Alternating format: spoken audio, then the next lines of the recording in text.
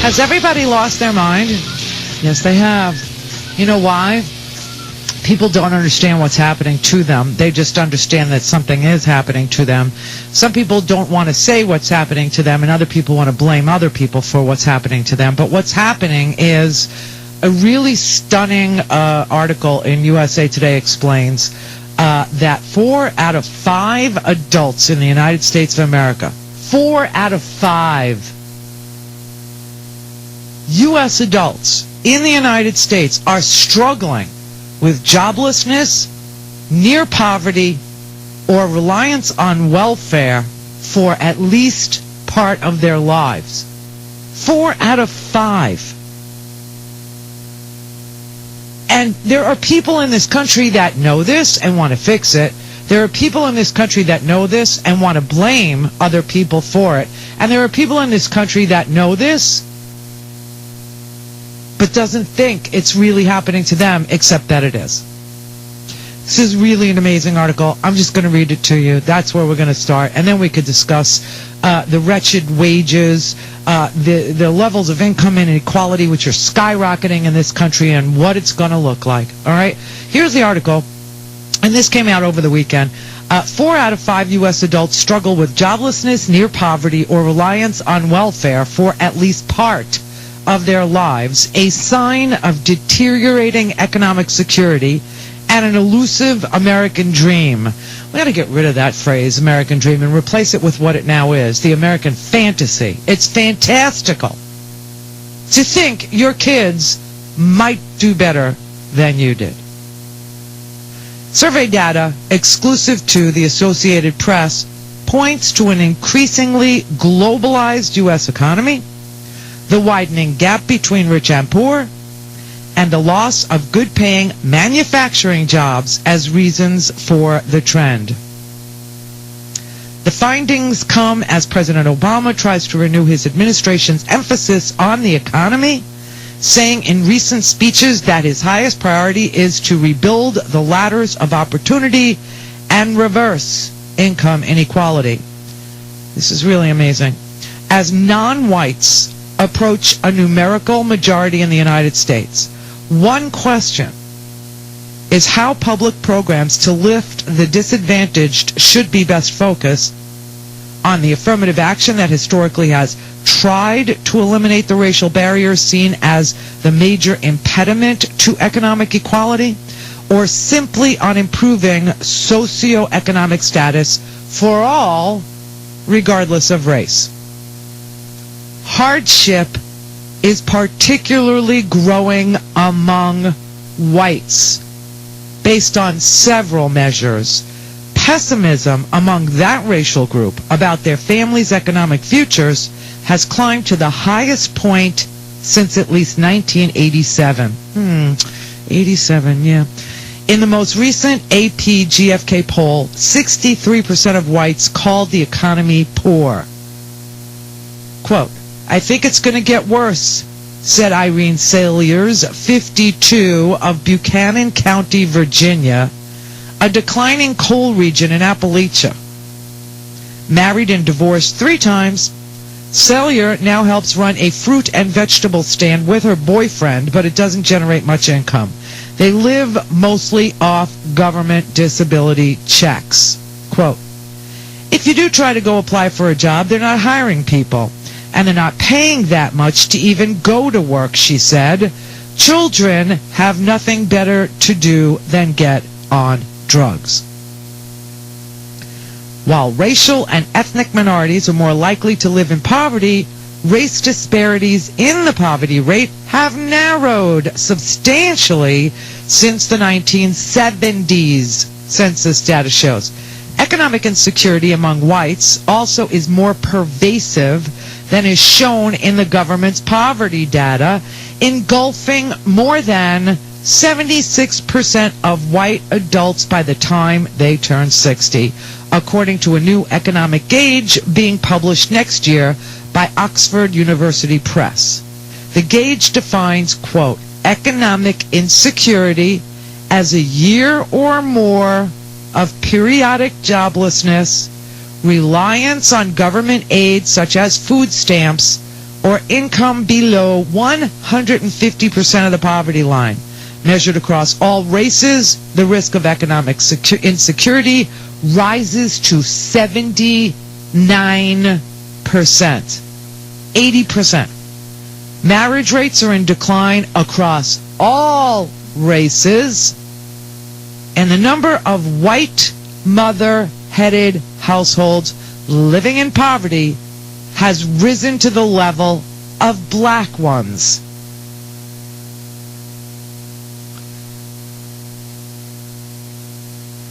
It's time that America comes to understand that many of the nation's biggest disparities, from education and life expectancy to poverty, are increasingly due to economic class positions, said William Julius Wilson, a Harvard professor who specializes in race and poverty. He noted that despite continuing economic difficulties, minorities have more optimism about the future after Obama's election, while struggling whites do not. There is the real possibility that white alienation will increase if steps are not taken to highlight and address inequality on a broad front, Wilson said. Nationwide, the count of America's poor remains stuck at a record number, 46.2 million, or 15% of the population, due in part to lingering high employment following the recession. While poverty rates for blacks and Hispanics are nearly 3 times higher by absolute numbers, the predominant face of the poor is white. More than 19 million whites fall below the poverty line of $23,021 for a family of 4. Almost 20 million whites make less than $23,021, and they have families of 4, accounting for more than 41% of the nation's destitute, nearly double the number of poor blacks. Nearly double. Sometimes termed the invisible poor by demographers, lower-income whites generally are dispersed in suburbs as well as small rural towns where more than 60% of the poor are white. Concentrated in Appalachia in the east, they are numerous in the industrial Midwest and spread across America's heartland from Missouri to Arkansas and Oklahoma up through the Great Plains. Buchanan County in southwest Virginia is among the nation's most destitute based on median income, with poverty hovering at 24%. The county is mostly white, as are 99% of its poor. More than 90% of Buchanan County's inhabitants are working-class whites who lack college degrees. Higher education has long been seen there as non-essential to land a job because well-paying mining and related jobs were once in plentiful supply. These days, many residents get by on odd jobs and government checks. Slayer's daughter, Renee Adams, 28, who grew up in the region, has 2 children. A jobless single mother, she relies on her live-in boyfriend's disability checks to get by. Slayer says it was tough raising her children, as it is for her daughter now, and doesn't even try to speculate what awaits her grandchildren, ages 4 and 5. Smoking a cigarette in front of the produce stand, Adams later expresses a wish that employers could look past her conviction a few years ago for distributing prescription painkillers so she can get a job and have money to, quote, buy the kids everything they need. It's pretty hard, she said. Once the bills are paid, we might have $10 to our name. In 2000, I skipped a paragraph here. Census figures provide an official measure of poverty, but they're only a temporary snapshot that doesn't capture the makeup of those who cycle in and out of poverty at different points in their lives. They may be suburbanites, or the working poor, or the laid off. In 2011, that snapshot showed 12.6% of adults in their prime working age years of 25 to 60 lived in poverty.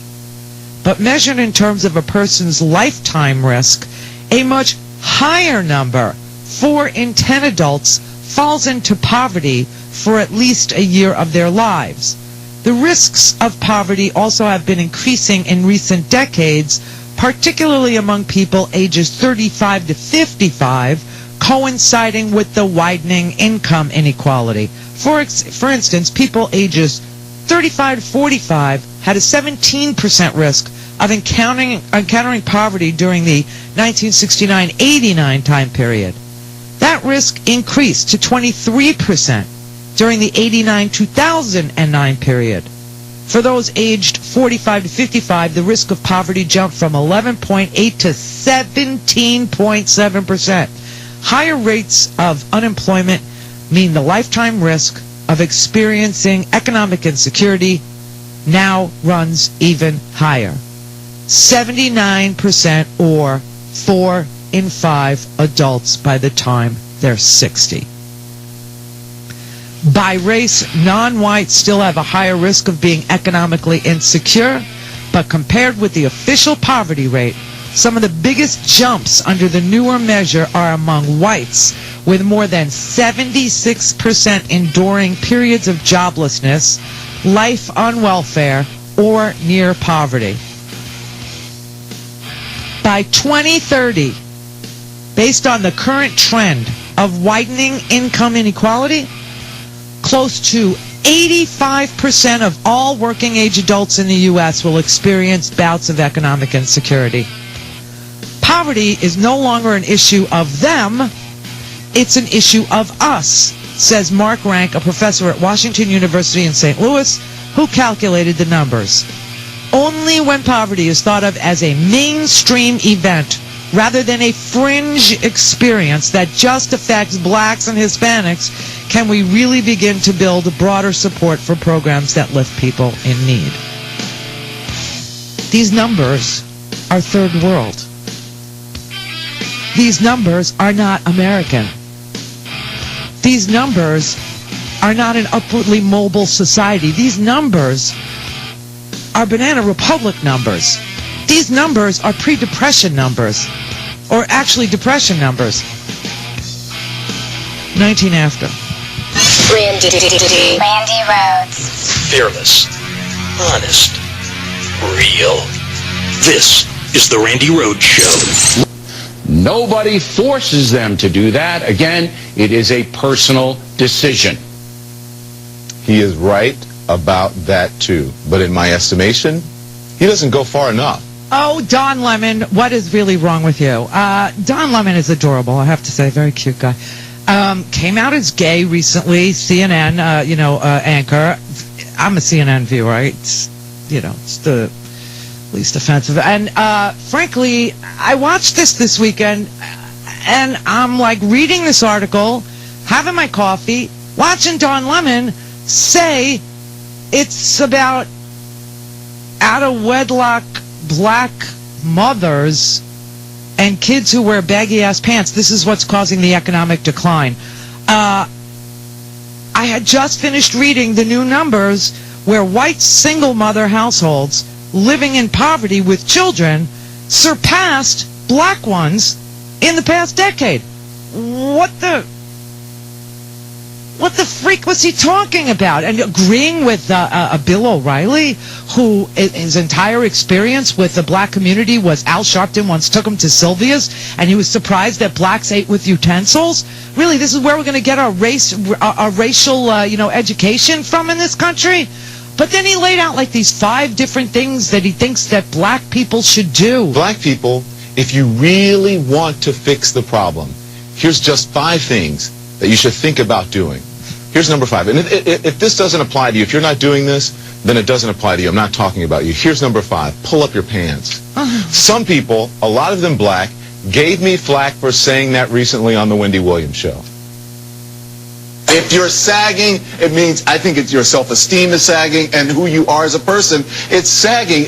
Young people need to be taught respect, and there are rules. sagging pants, whether it's Justin Bieber or no-name Derek around the way, walking around with your ass and your underwear showing is not okay. In fact, it comes from prison when they take away belts from the prisoner so that they can't make a weapon. And then it evolved into which role a prisoner would have during male-on-male prison sex. The one with the really low pants is a submissive one. You get my point? He's going to lay out these 5 things that need to be done, and the very first tip is pull up your baggy-ass pants. Really? You know, Don, I think, in your 5 comments, you didn't mention one thing about raising the minimum wage. You didn't raise one thing about a GI Bill and free education and anybody who, passes the test can go to college. You didn't mention anything about passing some legislation that would require an investment in ourselves, in infrastructure, in road building or in job creating. Nothing about bringing back a manufacturing economy that, has all the impact that you would want it to have on all communities, even Detroit.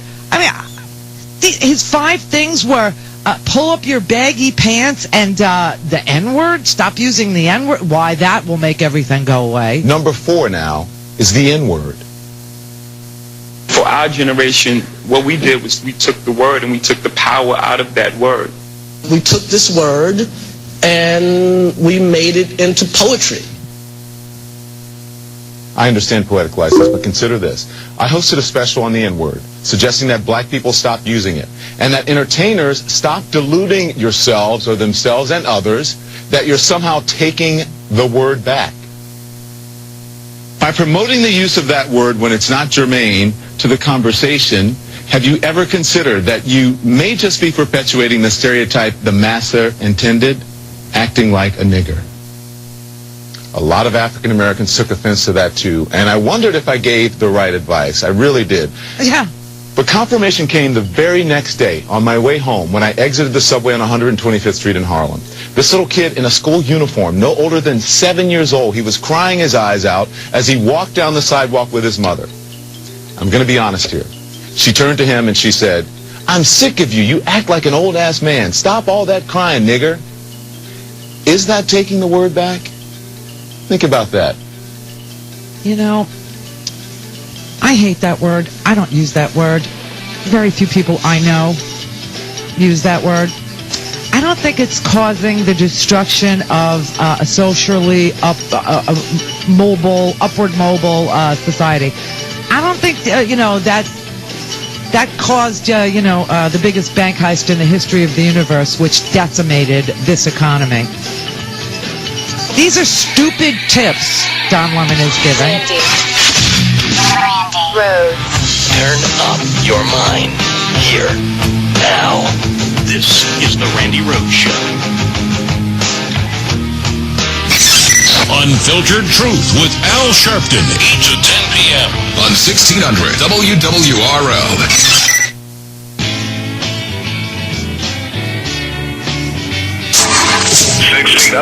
Traffic information. This report brought to you by Hammer Mill Paper. We're looking at a 30-minute delay outbound at the Holland, inbound about a 15-minute backup. Lincoln inbound 60, outbound 30. And the George Washington Bridge inbound upper deck about a 30-minute delay. Heading out to the George Washington Bridge, West Side Highway is thinning out. That's a good approach. Cross Bronx has improved. Westbound Cross Bronx in pretty good shape out to the George Washington Bridge now. Deegan also north and southbound looking good. And we're doing pretty well here on the Harlem River Drive. We do have a lot of heavy traffic, though, on the FDR Drive from around the 20s right on up to the Triborough Bridge. Also on the Cross Island Parkway northbound heavy volume for the LIE right on up through Bell Boulevard. To keep yourself out of a jam, always choose Hammer Mill Paper made right here in the USA. You'll get great printed results, plus it's guaranteed to be 99.9% jam-free. Hey, don't you wish traffic was Hammer Mill? No worries. I'm Jay Trelace with your New York City traffic update. Don, I think you ought to check your numbers here. The number of single mother households living in poverty with children for white women surpassed the number for black women. Faster rates of out-of-wedlock births among whites white single mother families in poverty, 1.5 million. 1.5 million. Why is he lecturing the black community on an issue that is a issue for the entire country? Why is he making the black community responsible for not wanting to marry or not being able to marry before they get pregnant? It is a universal problem. It cuts across all racial lines. See, this is what happens when you approach a problem as not an issue of people having problems, but as certain people being the problem. For instance, if you listen to the world heavyweight champion racist, Ted Nugent, he will talk to you about the black problem. Instead of talking to you about an economy with problems or people with problems, he talks about the black problem. We don't have a black problem. We have a racial problem. Oh my God, and now you got Don Lemon doing it, and he doesn't want anybody to say, don't call me an Uncle Tom. He says he doesn't want anybody to say that he's part of this stereotyping. What is wrong with telling people to dress appropriately? These are things that I said yesterday that my mom taught me in kindergarten, that parents tell their kids in kindergarten. Dress nicely, speak well, speak appropriately, and on and on. I mean, am I wrong here? What's going on? We cannot keep pretending as if there aren't any sort of ramifications or residual effect that happens when you walk around the streets with your pants sagging saying the N-word. You're not going to get hired in a high-power position job. You likely are not going to be accepted at some prestigious university.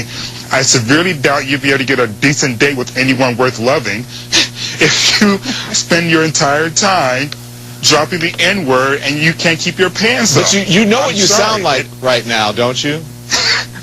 Like a reasonable human being? No, you know the name. You know the name they call you. They call you Uncle Tom. I'm taking that word back. I've been called Uncle Tom so much. I'm taking that word back. I'm going to get the Uncle Tom award. Every week, Don, I go between. I thought you were going to call him a Republican. And Uncle Tom. Oh Lord, no anything but that. Oh my gosh. Yeah, it's very funny. The whole conversation is hysterical. I'll tell you this. When I was growing up in the fabulous 70s and 80s, I wore double wide bell bottoms before I got my boobs, tube tops. I do have a rule about tube tops. You cannot wear them over 40, sorry. And you cannot wear them if you're over a 36C, natural. The unnatural ones, they do have a life of their own and they will stand up, but you can't if they're natural. And every other word out of a New Yorker's mouth is the F word. It just is. So when you go to a job interview, do you wear hot pants and a tube top and say, I'm so effing glad to effing meet you? No, you don't. But why are they attacking fashion all of a sudden? Music is the problem. No, the problem is that our economy was tanked by 12 years of trickle-down economics, unregulated Wall Street bankers who sold garbage to pension funds, sold garbage to 401ks, sold garbage to city funds, sold garbage to state bond funds, sold garbage, and now we're going broke. What is going on here? Where is the conversation, Don, or anybody over at CNN? And, they always want to be a little more right-wing than MSNBC and a little more, left-wing than Fox News. But this hyper sensitivity to Fox and MSNBC is causing them to stop the reportage of the real numbers that are affecting everybody. Everybody equally, all Americans, 4 out of 5 Americans. We need to raise the minimum wage. We need a real GI Bill. We need free college for kids who qualify, for kids who actually do the hard work of getting through freaking crappy schools with bad policing. And if they can do it, then we ought to promise them 4 years of college. We need infrastructure. People got to go to work. And some of them live in places like Atlanta, where you got to go 4 buses to get to a freaking part-time job. We need child care in this country. We need manufacturing jobs in this country. We need to end the corporate welfare in this country. We need to stop giving sales tax holidays, like their entire corporate life, to box stores that come into town and pay people less than living wages and then get to keep their sales tax so that that particular community is starved of a tax base to have schools and fire and policing. We need to cut our defense budget, okay? These are the things that need to be done. And, of course, you've got a Congress that isn't interested in doing any of it. They don't want to do any of it. And now you actually have people sitting on the TV as young, beautiful black men. I mean, he is stunning. Sitting there going, okay, I've identified the 5 problems that the black community is having. It's baggy pants, it's the N-word, it's littering, it's that people who speak well get trashed by their friends. It's peer pressure, essentially, is what he's saying. And it's, I don't know, single African-American mothers. Except that there are more single white mother families. Maybe it's because we keep jailing our men. Maybe because our prison population is the largest prison population in the history of the world, including China and Iran and any other freaking, backwater place you can think of. Maybe that's what's taking men out of circulation. Think that has anything to do with it. Maybe it's this drug epidemic that we have. And by that, I mean suburban heroin, the heroin highway, the prescription pain pill mills in Florida. Everyone's on something. Oh my God. And you know what? You know what the test score gap is between our kids? Do you know what it is? Is it black and white? No. Hell no. The test score gap is between rich and poor. If you want to acquire gold, silver, or rare coins, call my friends at ITM Trading, 1-888-OWN-GOLD, 1-888-OWN-GOLD.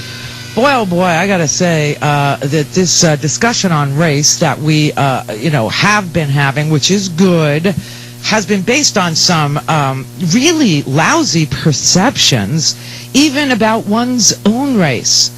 Fascinating crap has been spewing from people who refuse to look at the systemic problem or the institutionalized problem or the banking problem or the deregulation problem or the lobbying on the tax code problem, which has created this massive income inequality for the top 1% so that they never have to see the bottom 99%.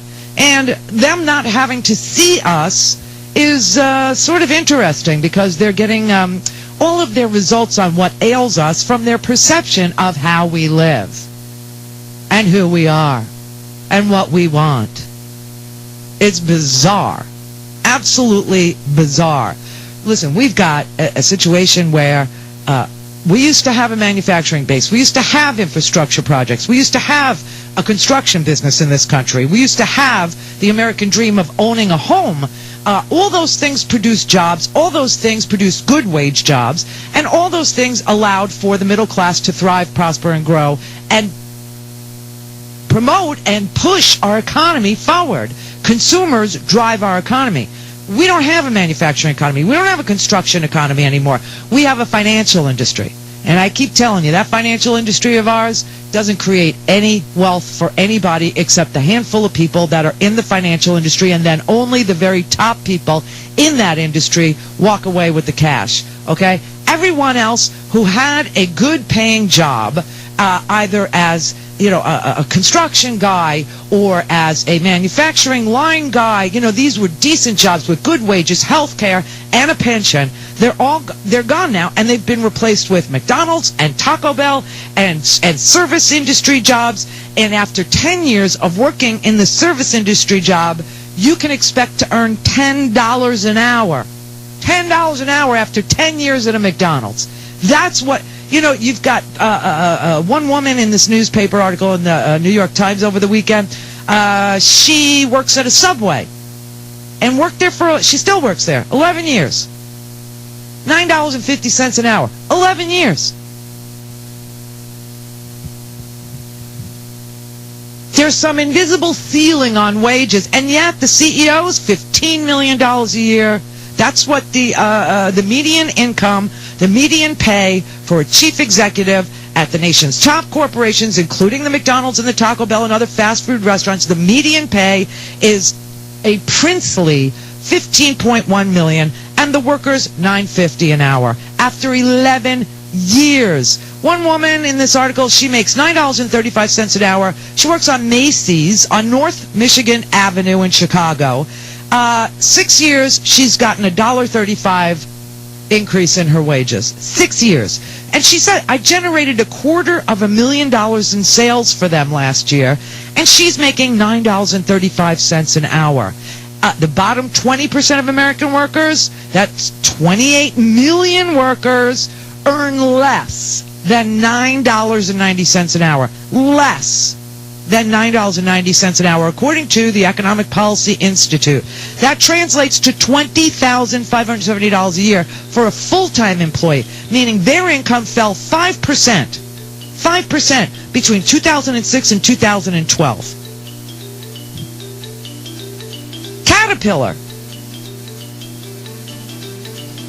Caterpillar workers asked the company why a pay freeze when it just reported $5.7 billion in profits last year. Why? The chief executive officer, Douglas Oberhelm, says it's vital to keep wages competitive with rival companies. Quote, I always try to communicate to our people, we can never make enough money. We can never make enough profit. It's killing us, all of us. This is the Randi Rhodes Show on the Premier Radio Networks.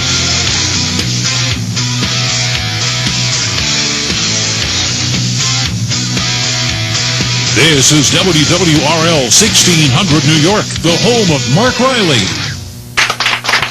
Amazing, really amazing. So Ebony Magazine has printed an article or published. I'm so angry, and apparently they are too, about what Don Lemon laid out as his 5-point plan to stop black-on-black crime. No mention of white-on-white crime. No mention of single white households, single mother white households. No mention of that. And by the way, there are 10 million single white households and 6 million single black households. But okay, he thinks that if you pull up your pants, you stop using the N-word, stop littering. Yeah, littering was big on his thing. Speak clearly, and the unwed mother issue, then everything would just be fine. Except what we know is 4 out of 5 Americans, all of us, are living in an economy where we are at some point in our prime working years experiencing some sort of food insecurity or job insecurity, or having to take food stamps, or having to collect some sort of a welfare benefit because our wages suck. You're talking about working families, white working families who have worked at Subway for 11 years and are still making, $9.39 an hour. One woman working at Macy's making $9.50 an hour. She's responsible for $250,000 in sales, works there for 6 years, got $1.35 in total wages over the 6-year period. Another woman worked at McDonald's, still works at McDonald's, for 10 years inside the Naval Air and Space Museum. And she's making $10 an hour after 10 years. That's a problem. A consumer-driven economy needs decent wages in order to drive the economy. Well, you can't have people making less than a living wage and then expect that they're going to be able to go out and support any kind of activity financially in their communities. It's impossible. It's not going to happen. And that's why you see these places just falling, into abject dirt poverty, like Appalachia, like places in Missouri, like places in Indiana, like places in Virginia. I mean, these are completely white places, and they're suffering. And there's completely black places, and they're suffering. But if you start to separate them by race, you're missing the point. The point is our kids do better when they're born to wealthy families. Why do you think that is?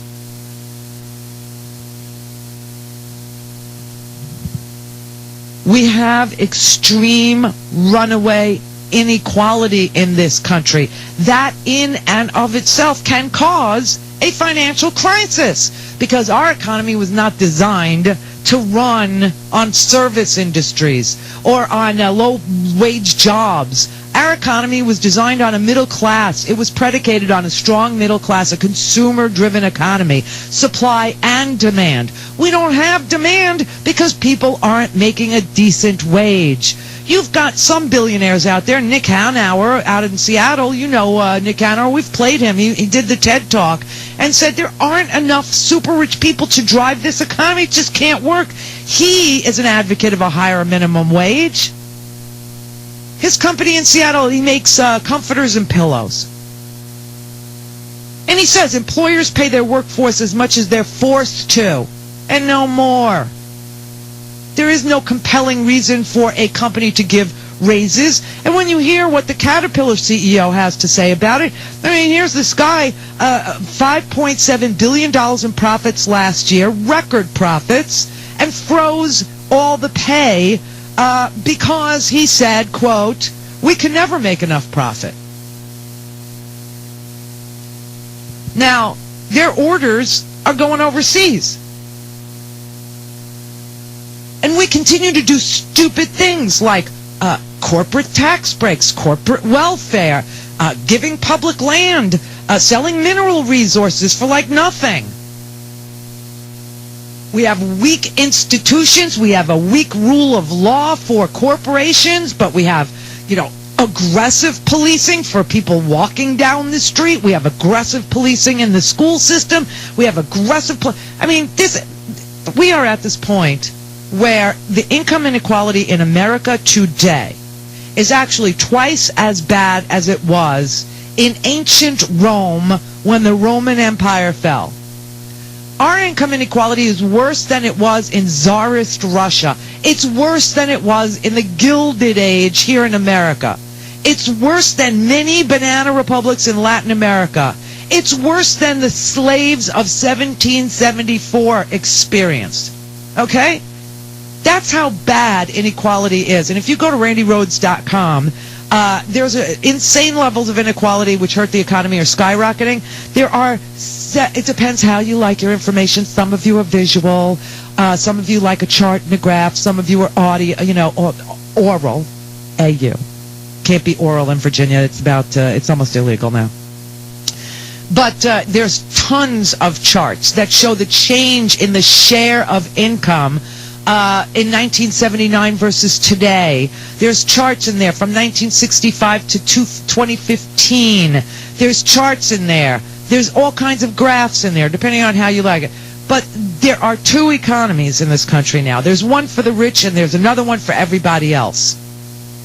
Even Alan Greenspan said our problem basically is that we have a very distorted economy in the sense that there's been a significant recovery in our limited area of the economy amongst the highest income individuals. There are fundamentally two separate economies. The world's top economic leaders have said for years that income inequality is spiraling out of control and we have to reduce it. They say that if we don't do it, our civilization is going to implode. Nobel Prize winning economist Joseph Stiglitz says inequality is caused by the use of money to shape government policies that benefit those with money. Quote, a better explainer of growing inequality is the use of political power generated by wealth by certain groups to shape government policies financially beneficial to them. This process, known to economists as rent-seeking, brings income not from creation of wealth, but from grabbing a larger share of the wealth that would otherwise have been produced without them. Rent-seeking is often thought to be the province of societies with weak institutions and weak rule of law. But there is no shortage of that in the United States. And here are some of the examples. The obtaining of public resources by rent collectors at below market prices, such as granting public land or selling mineral resources for a very nominal price, selling services and products to the public at above market prices. For instance, the Medicare drug benefit in the United States that prohibits our government from negotiating the price of drugs with the drug company.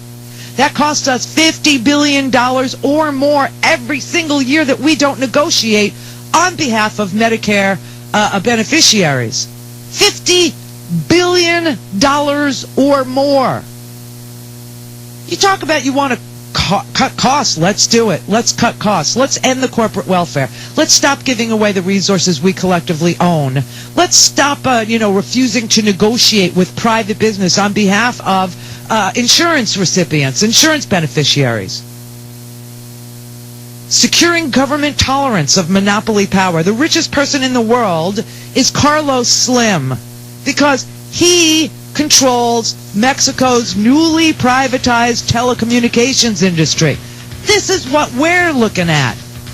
You privatize all these industries. You create monopolies where there's very little competition, if any. Insurance markets. Telecommunications. How many of you are able to freely shop for the cable provider of your dreams, of your choice? Even when these insurance exchanges get set up, there are going to be some states that still only have 1 or 2 insurance providers. That's monopoly power, and it gets secured by Congress, by people who can spend money on getting that from Congress. That's why we have so much inequality. The top 1% want it that way.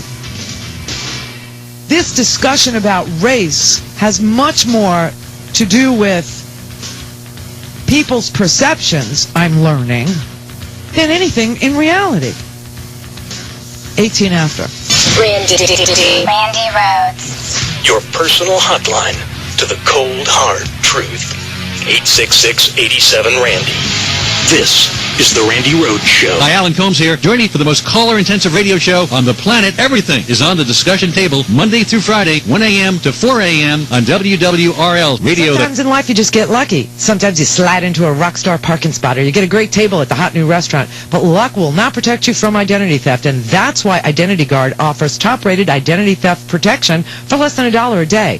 Act now, get free protection for your kids, the latest targets for identity thieves. Get it now for less than $1 a day at identityguard.com/dollar. identityguard.com/dollar. Go, get it now. Protect yourself, because luck sure isn't going to do it. Have you heard? We're letting 1 million people try Proactive 100% risk-free and get our fast-acting refining mask and green tea moisturizer free when you call right now, 1-800-630-9798. You heard it. You'll receive a 60-day trial of Proactive 100% risk-free plus 2 free extras. You won't risk a penny. Call now for America's #1 acne system. Call 1-800-630-9798. That's 1-800-630-9798. All right, Mike in Miami. Randy. Yes. The problem with Don is that the people he's talking about, he's not talking to. That's the problem. Nobody that sags or pregnant girl, they're not watching Don Lemon. This is a conversation for bougie Negroes to argue amongst each other about Don Lemon. But that's what this is about. You know what, though? But none of what Don Lemon prescribes for the issues makes and it doesn't make any difference. I mean, these were stupid things to say. They were stupid. Preventing. It's what you said in 2008 and 2009. People get under pressure, they aim down. That's the culture of this country. We don't aim up at the people that robbed us. We aim down.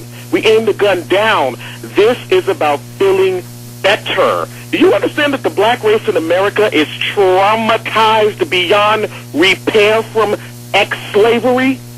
It is that serious. What you are witnessing from Don is in fact a house Negro fighting for survival that he will not be lumped in with the field Negroes. But he honest to God did not have to, go there. Nobody was forcing him to go there. He didn't need to please anybody. He didn't need to, approach it this way. I mean, listen, the idea that there are real problems, and the problems all stem from inequality, which obviously is easier to see in a neighborhood that's been segregated than it is to actually talk about now as being something that is widespread, affecting 4 out of 5 Americans, should not be lost on a news anchor. So are you saying, Randy, that littering in Harlem didn't cause Bear Stearns to invest in default swaps? Is that what you're saying? Yeah, that's what I'm saying. Yeah, that's exactly what I'm saying. Are you saying sagging didn't make Enron do what they did? No, actually I am saying that. And you know what else I'm saying? This whole idea of criminalizing the pants it's not about fashion. No, well, it might be a fashion crime, but it's not a crime, except in some schools that will get you, to juvenile hall. On the urban tip, not on the emo and goth tip. This stuff has nothing to do with sagging pants or skinny jeans or dreads. Look at any lynching photo and tell me if the kid had on a hoodie. Well, the guys who lynched him had on the hood. The guy who's hanging didn't have on a New York Jets hoodie. Yeah, I mean, I don't know. Once in a while, I gotta say, I see something on it. Like you expect this kind of crap from Fox. When O'Reilly vents, even to this day, like I said, everything shocks me, and even the low road that they took. When America was saying, okay, we're ready, let's talk about the perceptions of race. Let's talk about what's real, and let's talk about what's manufactured. Let's talk about the situation everybody finds themselves in over here, and over here. Because I guaranteed people that if we did that, we'd find out we were all in the same sinking boat, okay? But instead, the conversation got real ugly on Fox real quick. Real fast. Yeah. And then on CNN, it's gotten like stupid. It's just stupid what he said. But just stay tuned, because Don's gay, and the minute somebody goes there about his newfound race of people, trust me, his whole tune is going to change. I mean, you know what? Let me tell you something. I can't imagine Don Lemon sitting there saying, as a gay man, sitting there saying, you know what's wrong with the gay community? Show tunes. You can only say it about young African Americans. We are the only race you can get away with blaming the world's problems on. You said it last week, sister. We are the problem. We're not wanted. I told Richard Green, remember him from, your boy. I told him on election night in 2008. Richard Green is not my boy. Don't even go there. But I told him, I said, dude, it finally feels like we're home. For the first time, it's not just an entertainer. We're like being given keys to the house, and we're saying, welcome home, ex-slave. No. Oh, boy, has my face been cracked in the last 6 years. BS, dude. Yeah, I think what was I smoking that night? I don't know, but I think the freedom with which he decided to lay out his ridiculous no littering, pull up your pants, and stop getting pregnant, prescription came like, I don't know, I think he pulled it out of some body part that I don't even want to discuss. I don't know. What the hell was that? Co-signing. Louis Farrakhan has been saying that junk for 30 years to gang members, man. That is not a new message. Don is talking to bougie people. Bougie. That's what this is about. This is not about him. You're not going to hear him at a Booker T. Washington High School today giving that same speech. Bougie? He doesn't care. What's bougie? Bourgeois. Atlanta. Buckhead. They're just, new money. Cosby, Spelman, Morehouse. That's called bougie. Ah. It's the upper crust of black elitism. He's talking to them. About the poor. See, that's baiting. When you talk about one group of people to another group of people, the ills of one group to another group, that's baiting. That's hate baiting. That's race baiting. And yes, there is race baiting in the black community. Yeah. Don't sleep on it. Yeah. It was quite a shocking wake-up call for me, gotta say. I was sitting there going, are you kidding me? Seriously. And then, like I said, as I'm sitting there drinking the coffee, watching him, I'm reading this newspaper article about 4 in 5 Americans are completely insecure. Randi Rhodes. Turn up your mind. Here. Now. This is the Randi Rhodes Show.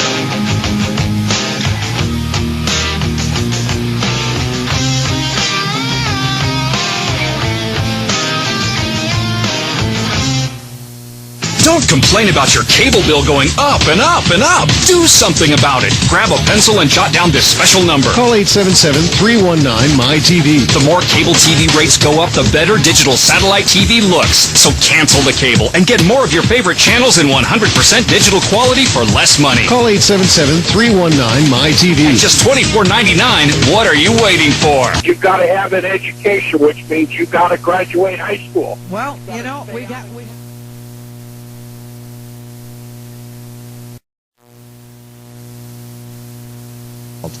It was a global bank heist. It's never been prosecuted. It will never be prosecuted. Why? Because wealth begets power, which begets more wealth. Every single U.S. senator, most of the House of Representatives are members of the top 1% when they arrive. They are kept in office by money from the top 1%. And they know they must serve the top 1% well so that they can be rewarded by the top 1% when they leave office. We have a country where both Obama and Mitt Romney spent $1 billion each running for president. You can't delude yourself into thinking that's a democracy. That's where you're falling off the rails. If you think this is a democracy, but it takes $1 billion to run for president, and you only get 2 choices, by the way, you're deluded. Pharmaceutical companies get $1 trillion gift through legislation that stops the government, the largest buyer of drugs, from bargaining over the price, and then they sit there and point to Medicare and say the costs are off the hook. That's because they won't negotiate down the biggest cost of Medicare, which is prescription drugs. It's the top 1% running for office, supported by the top 1%, serving the top 1%, and giving our money away. This is the country in which we live. And you know what that sounds like? You know what that is? That's a banana republic. Or if you prefer a fancy word, it's an oligarchy. Plutocracy. It doesn't work. Doesn't work. It shouldn't make your jaw drop that a tax bill cannot come from Congress unless big tax cuts are put in place for the wealthy. That should not be shocking, given the power of the top 1%. This is the way that you should grow to expect your system to work.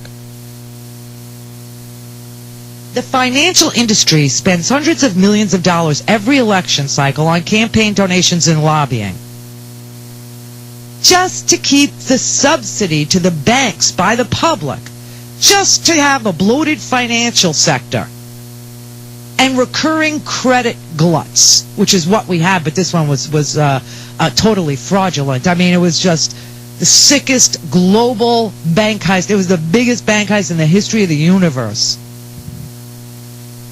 That's your problem. Your problem has nothing to do with any other thing. Do you know why young girls have babies out of wedlock? Just as a little explanation as a woman. Mostly because they're uneducated and don't know crap about how their bodies work. And secondly, they want somebody to love and love them unconditionally. We don't have a society that does that. There are 10 million single white mothers in this country. There are 6 million single black mothers in this country. That's too many single households. The other contributing factor about staying out of prison, we have the most aggressive school-to-prison pipeline in place right now. And the second you have a school shooting, the first thing out of the NRA's mouth and every Republican is more aggressive policing. Even in liberal New York City, you've got stop and frisk. Hardly anybody is found to have anything illegal when they're stopped and frisked. And yet you have millions of people humiliated based on their skin color every single year, with absolutely no contraband produced, no violent, weapon, nothing, illegal on their person. This is to humiliate a society. Our entire culture has been taken over by moneyed elites who serve each other in office, then through the revolving door, they get a 7-figure job at a lobbying firm, at a law firm, at a think tank, and put out talking points, and go pay Alec to go lobby some more in the state and local level, to make more aggressive police things, to outlaw abortion. You say single motherhood is like, I have to learn as a woman not to get pregnant out of wedlock. I have to learn that. I do. So fascinating. But men don't have to stop learning how to be Johnny Appleseed. Men don't have to, tamp down their sex drive. Only I do. But then, of course, if I do, I'm a prostitute or a slut or a whore. If I decide I want that baby. Of course, if I'm raped and I'm pregnant, I still have to have that baby. And then in your society, the rapist has paternal rights to see my child. You don't get how the system is messed up against women, minorities, poor whites. What we saw in 2008 was the biggest transfer of wealth in history. The banks screwed up. In deregulation, there were no cops on the beat. There was nobody to tell them that what they were doing, that fraudulent thing, selling those crappy deals, except that Senator Levin actually used the word, that was in their own memos. Sell these crappy deals. Just sell them. Sell them to anybody that will take them. They had these toxic debts from fraudulent activity, and they sold these things to countries and people and 401ks and pension funds.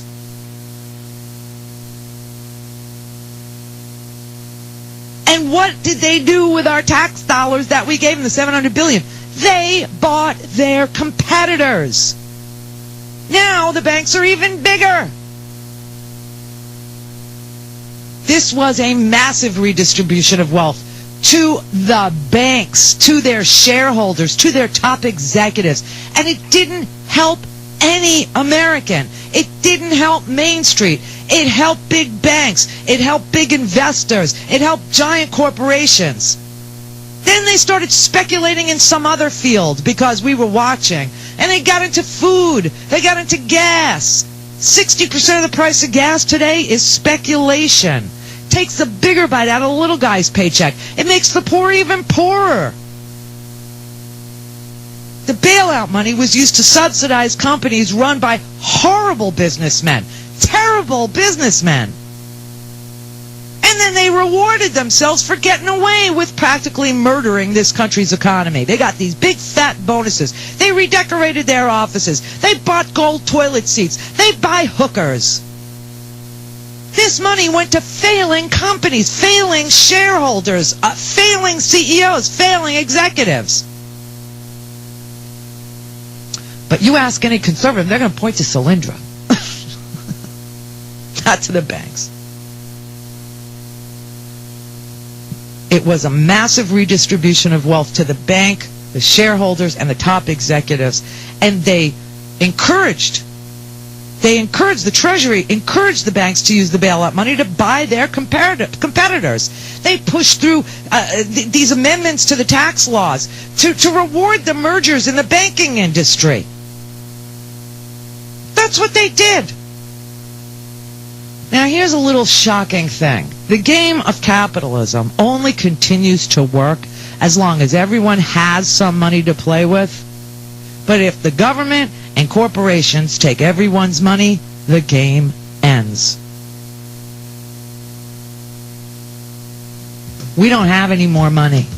And all the chips are being given to big business. 1500 WWRL 1500 Talk that's changing New York.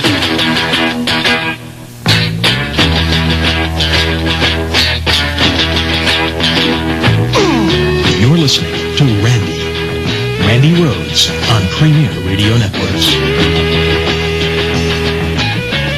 So fascinating that they could actually go after the one place the middle class had some wealth, which was in their homes, and then you could, somehow figure out how to blame it on black people with the Community Reinvestment Act. Like one act in America did a global financial fraud. One act in America caused the multinational banking industry to perpetrate a fraud the likes of which nobody had ever seen because of one act. Which, by the way, if you know anything about the Community Reinvestment Act, it was Bush revived it. Bush wanted it. Bush actually said, and I still have this audio, he said it doesn't matter if you have bad credit anymore. He doesn't think you should have a crappy home. So even if you have bad credit, he said, Fannie Mae and Freddie Mac are going to put loans out there so that you could buy a $350,000 home, because you shouldn't have to have a first home. Shouldn't have to be a starter home, a crappy home. Seriously, that's what he said, so that they would have somebody to blame it on when they look the other way, as the banking industry, which started in 2000, decided to take away the one piece of security Americans had, and that was their home. The one piece of security, the one thing Americans own. Because, the top 10% own 80 to 90% of all stocks, bonds, trust funds, business equity. They own over 75% of all non-home real estate. Americans, on the other hand, the only wealth that they really had was their own home. And when they would run short of cash, they would go have their houses appraised. They'd get these crazy numbers. And they'd take out a loan against their own home. And then once the fraud was complete and the value of the home was tanked, you still had that line of equity. You still had that loan that you owed. And that was all the wealth ordinary Americans had. The stock market's doing great right now. And that benefits the richest 10%, because the richest 10% own 80 to 90% of all the stocks, all the bonds. So when a city goes bankrupt, like Detroit, you have bondholders. And you have the people in the city who pay taxes. Who gets represented at the table? The people who worked for 30 years and earned their $19,000 a year pension? Or the bondholders? Who do you think's going to get, favorable treatment there?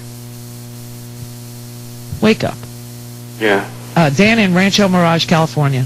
Hi, Randy. I just wanted to call and say thank God we have your voice out there on the airwaves. I just want to piggyback on what you were just saying. I remember when Bush came out in 2004 and was boasting about how there are more Americans now who have home loans now than ever before, and you're right, they did it. They went and they said, "Oh, your home is your bank. Go ahead, invest in it, reinvest in it, pull money out of it," and then they pulled the bottom out from under us. That's right. And then I remember seeing Hank Paulson going up with a 2-page letter saying, oh, here, let's give this $787 billion to the banks, because they're banks. They know how to invest it. And what do the banks do? They go and buy smaller banks. So they've benefited, and like you said, the redistribution of wealth has just gone up to the top. And the rest of us are fighting for what's left over. Well, that's exactly right. And what's happening is, people are, they're being fed this misperception of who did this. Right. And, I mean, really, when this whole thing happened, I heard more of these idiot callers about the Community Reinvestment Act, in 2008 and 9 than I can, stomach. That I still hear it every now and then as a remnant of an old belief is a little shocking to me. But, we put that one to rest. And obviously, this had nothing to do with an American Reinvestment Act. It had everything to do with the deregulation of Wall Street. Exactly. And the second, listen, Bill Clinton signed that omnibus budget bill on the last day in office. Yeah. And handed that over to Bush. And Bush ran with it, man. He ran with it and said, you know what? All bets are off. There's no cop on the beat. Steal, redistribute. Just make sure that, when it fails, we'll bail you out. Just make sure that, you cover your ass so it can't be prosecuted. People won't know what happened. We're going to blame it on the poor. We're going to... Boy, these poor people, and especially in America, are so freaking powerful. They tanked the entire global economy. I never knew poor people had so much awesome power. But the other problem is it keeps us, it separates us from everyone else. And a house divided cannot stand.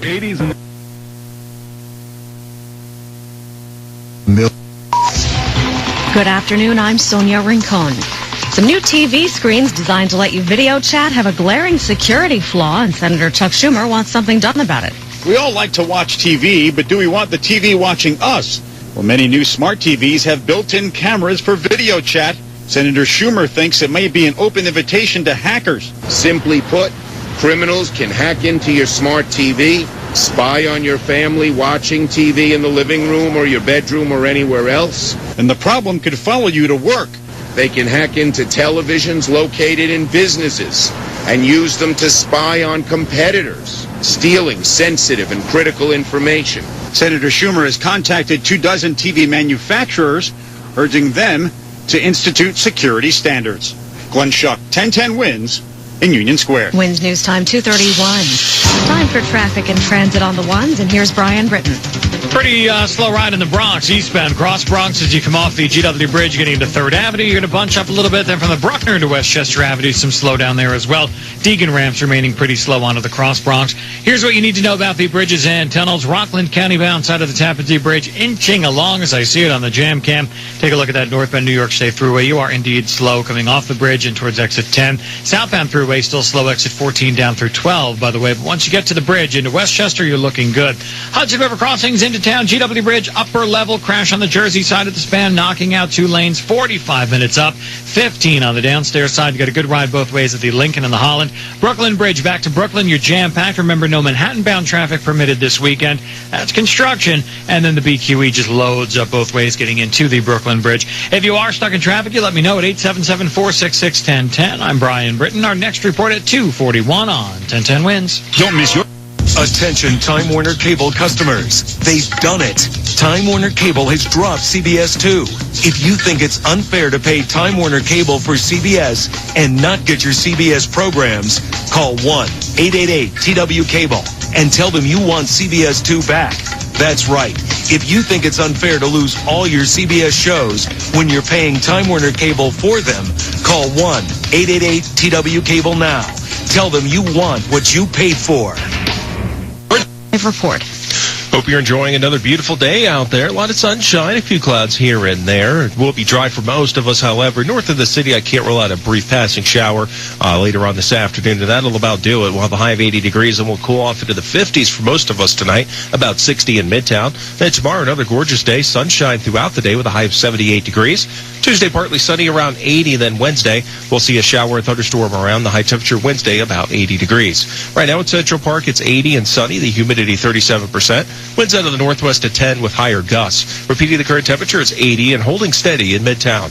I'm AccuWeather meteorologist Dave Samuel on New York's weather station. 1010 Winds. Winds News Time 2:33. Murder charges in connection with a bizarre incident on a busy boardwalk last night. The story in a minute on 1010 Wins. Wonder what you... Do you hear that? It's the sweet sound of school bells. Send your kids back to school in style with personalized backpacks and lunchboxes from personalcreations.com. Your child will feel extra special on their first day of school seeing their name professionally embroidered on their new school accessories. And for a limited time, radio.com listeners receive 25% off all back-to-school items. Just go to personalcreations.com, click on the orange star in the top right corner, and enter code BACKPACK to save 25% now.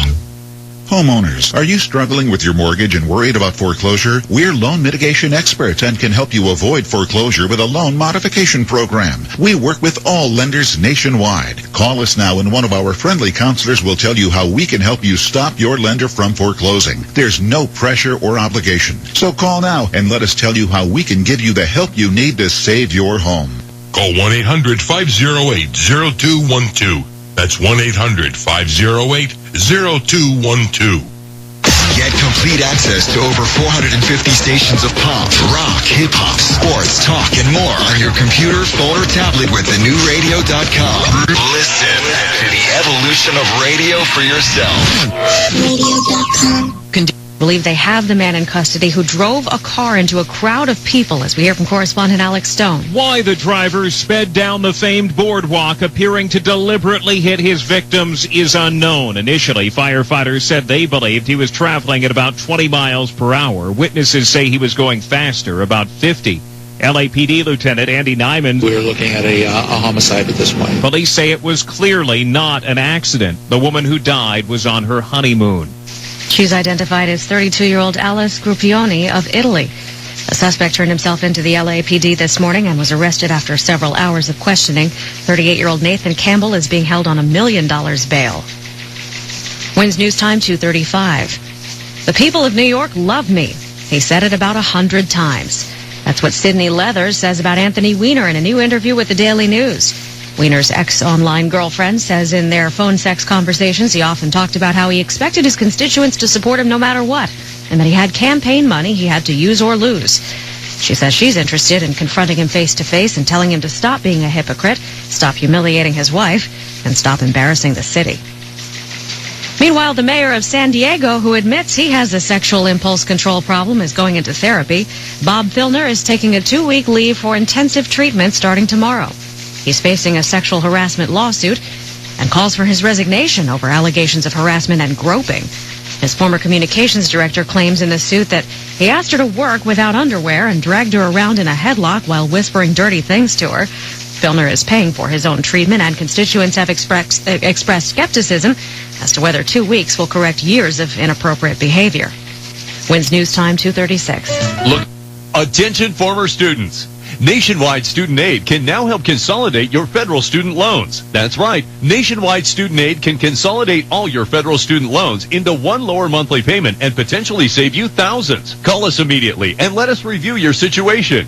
In many cases, we can lower your monthly payments in half or more. It doesn't matter how much you owe, how far behind you are on payments, or even if you're in default on your federal student loans. Take control of your financial situation. Nationwide Student Aid can help stop the harassing phone calls, stop the wage garnishments, and even stop the tax liens. We'll remove your default status, consolidate your federal student loans, lower your monthly payments, and get you back in good standing today. Stop worrying. We can help. Call us today and save money tomorrow. Call Nationwide Student Aid today for a free consultation at 866-605-7305. That's 866-605-7305. Or visit us online at nationwidestudentaid.com. Groups in Brooklyn are set up in 2 locations today, hoping people will come by and say... And that's because it's a Grease-themed pet adoption event called Summer Lovin', and the kitties have names like Rizzo and Kaniki. Allison Cardona with the ASPCA tells 1010 Wins they're offering some very good deals. All of the cats over the age of 8 months, they will be fee waived, and then kittens under 8 months will be $50, but all of them are already spayed and neutered, vaccinated, microchipped. You get a free checkup at a vet clinic, so you'll get a lot. All the cats need is someone who is hopelessly devoted to them. The events are at the One Love Animal Hospitals in Bay Ridge and Borum Hill. Wins News Time 2:38, time for 1010 Wins Entertainment News. Sponsored by Advanced Urology Centers of New York. The Denzel Washington and Mark Wahlberg action comedy Two Guns is #1 at the weekend box office. No, you saying something. If you saying it, I'm hearing it because you're saying it. What are you saying? Let it be said. Well, I think you're playing me. Oh, you want to be played?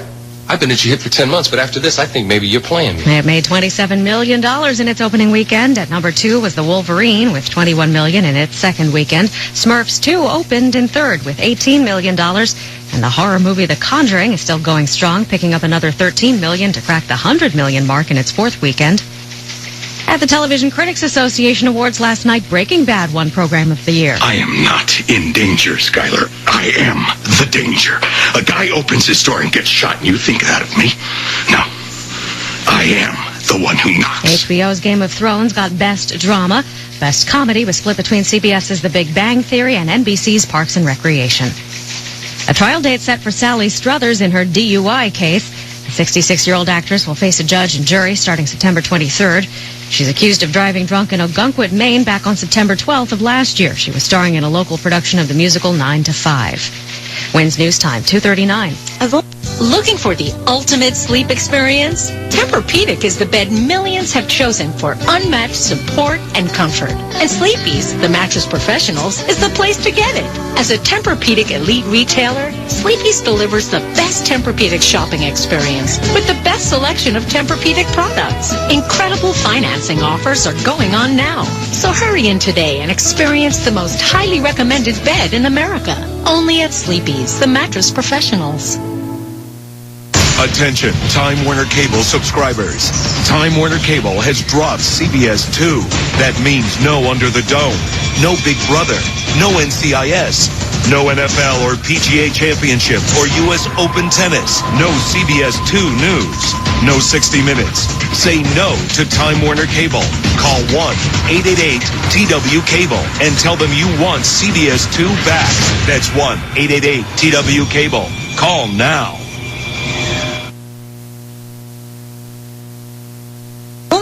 And wins.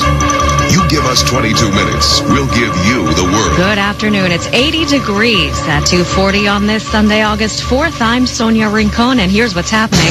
Police shoot and kill a 14-year-old who they say fired several shots at them in the Bronx after refusing to drop his gun when they identified themselves as officers. Stormproofing for Rockaway Beach. It's getting 600,000 cubic feet of fresh sand. The rest of the South Shore is next. A few top charter schools from the city will be teaching local district schools a thing or two starting this fall. No Powerball jackpot winner last night. That means it's up to $400 million plus for next time. The 1010 Winds AccuWeather forecast. We've reached our high for the afternoon. It's 80 degrees. Clear tonight, going down to 60 in Midtown. Sunny tomorrow, high 78. This is Paul DeCastro. Top 5 in Flushing. Royals lead the Mets 4-0. Phil Hughes and the Yanks visit the Padres, and Tiger is poised for another victory at Firestone. Winds News Time 2:41. Time for traffic and transit on the ones. Here's Brian Britton. In Manhattan, pretty slow ride here as we take a look at the Harlem Drive northbound 140s into the GW Bridge. West side of town, southbound 150s down to the 120s. I'm seeing slow brake lights.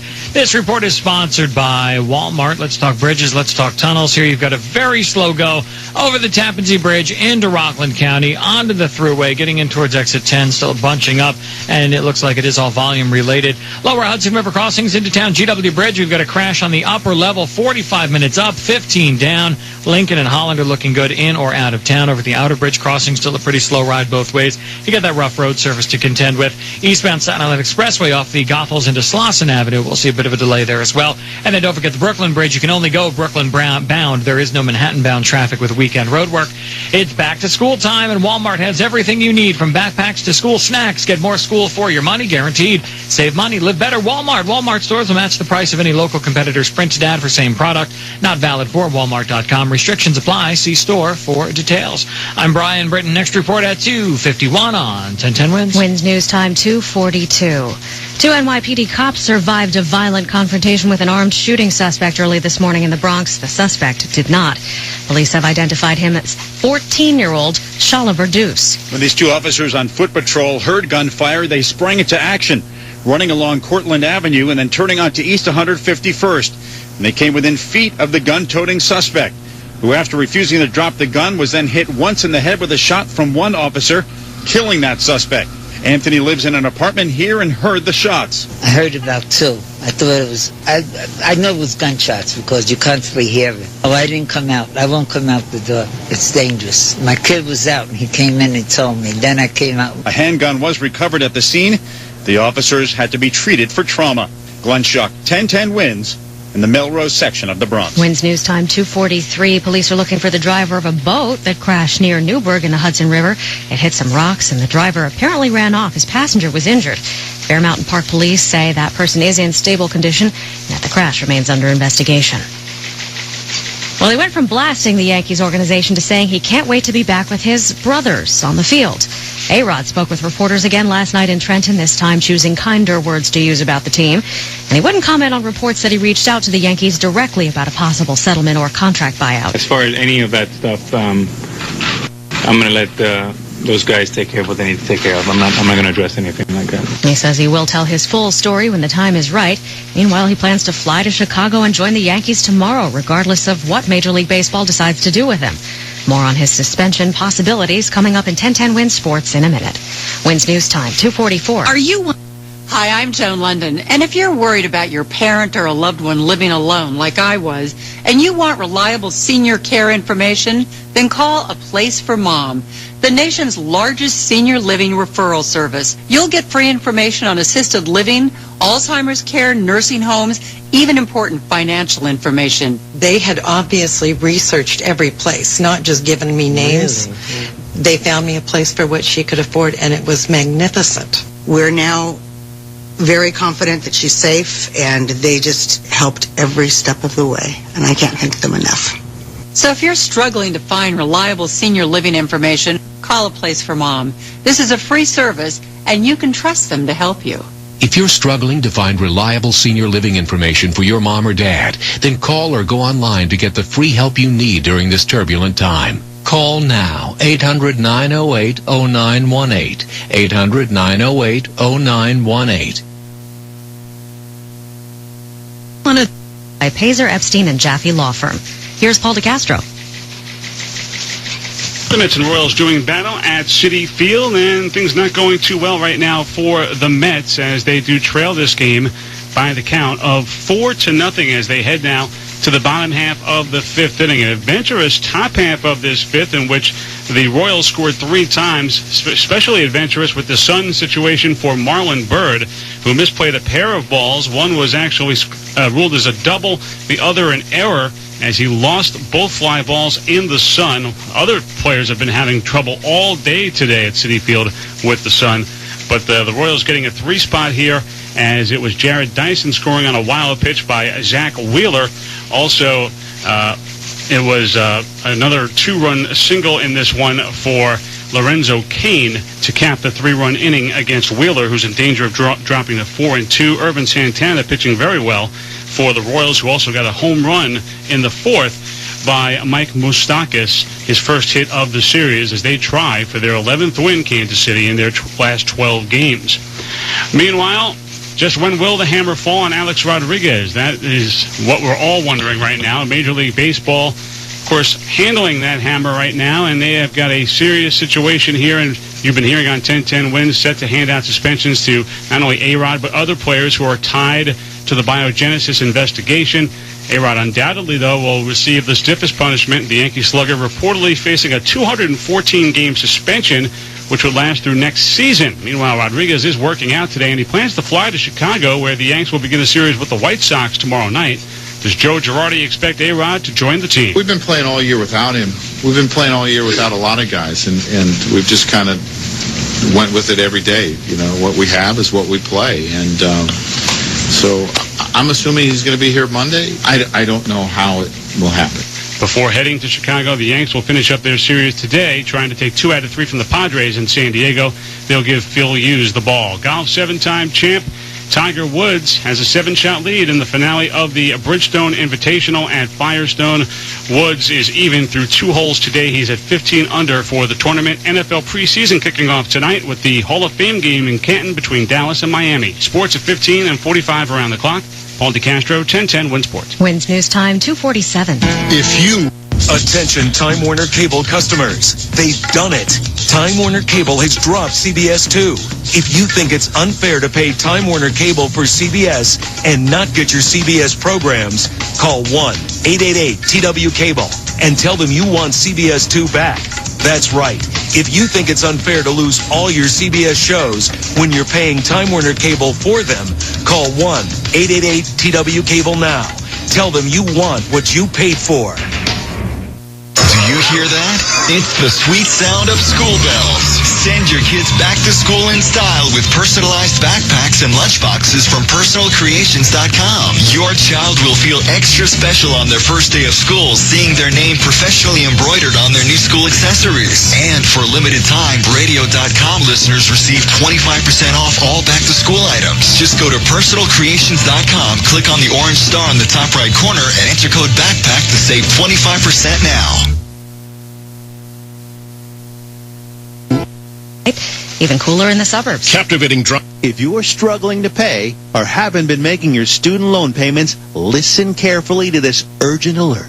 Have you been out of school for 10 or more years and you're still making your student loan payments? Are your student loans past due or even in default? Can't go back to school because of an old student loan problem? Fast Track Student Loans can get your student loans out of default, stop any wage garnishments, stop collection calls, and stop seizure of your tax refund. Give yourself a break. Stop the stress and get your student loan payments down to as little as $25 a month, based on what you can afford to pay. One quick 10-minute call could help you solve your student loan problems. So call right now. Not available in all states. Payments may vary based on income. 800-380-4259, 800-380-4259, 800-380-4259, 800-380-4259. Placing fresh sand, in part to replenish what Sandy destroyed, in part to protect homes and businesses from future storms. Senator Chuck Schumer made the announcement today, saying it'll be paid for with federal relief money. For the whole South Shore, Long Island, Queens, the Rockaways, and Brooklyn will be about $300 million. That's the second phase. This project brings 3 million cubic yards of beach. The first phase on Rockaway Beach starts this week. The contract for Phase 2 is expected to be awarded later this summer. The city's top charter schools are getting $4.5 million to teach regular public schools what they can do better. New York City Charter Center CEO James Merriam tells 1010 Wins this partnership will be very useful to both. I just think it's important that as these schools work together, I think both charter leaders and district leaders understand that it'll be a two-way street and they'll learn from each other for the betterment of all their students. 8 of the highest performing charter schools in Manhattan, the Bronx, Brooklyn, and Queens will share their teaching skills with district schools starting in September. Wins News Time 2:50. Parents of hundreds of low-income kids from North Jersey don't have to worry about affording back-to-school clothes and supplies. 550 elementary-age children have been chosen for a free shopping spree today in West Orange in a 4,000-square-foot space turned into a department store with all the stuff they need, even a hat and coat for the winter. And it's all brand new. The charity project is sponsored by the National Council of Jewish Women, and Executive Director Kathy Silverman says she loves seeing how happy